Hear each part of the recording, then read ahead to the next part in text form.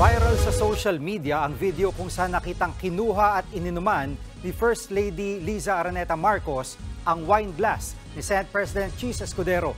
Ang reaksyon ng senador, alamin sa report ni Maricel Halili.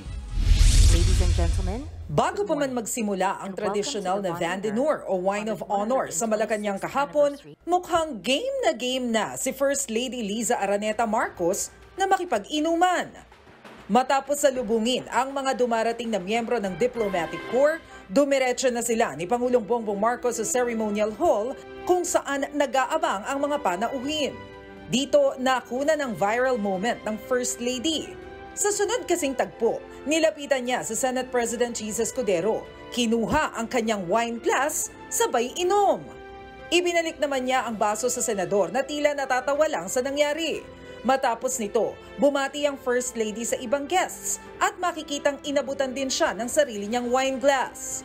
Naging usap-usapan sa social media ang ginawa ng First Lady kay Escudero.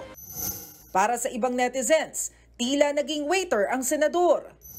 May iba namang nagsabi na parang nabuli ang Senate President. Ang isang netizen, gumawa pa ng meme na kunwari pinapalagay pa umano ang baso sa sink. Hirit pa niya, malakas daw pala uminom si First Lady. Sa isang text message, sinabi ni Escudero na ang kanyang ginawa ay pagiging isang gentleman. Dagdag ni Escudero, kung para sa iba ay pagiging makaluma o under ang ginawa sa kanya, hindi raw kailanman makaluma ang pagiging maginoo at pakikipagkapwa-tao. Wala pang komento ang First Lady tungkol sa nangyari. Nagbabalita mula sa Frontline, Maricel Halili, News 5. Mga kapatid, Jiggy Manikad po, iba na ang may alam at may pakialam sa panahon ngayon. Para sa konkreto, kumpleto at komprehensibong balitaan sa Frontline, mag-follow at mag-subscribe sa social media pages ng News 5.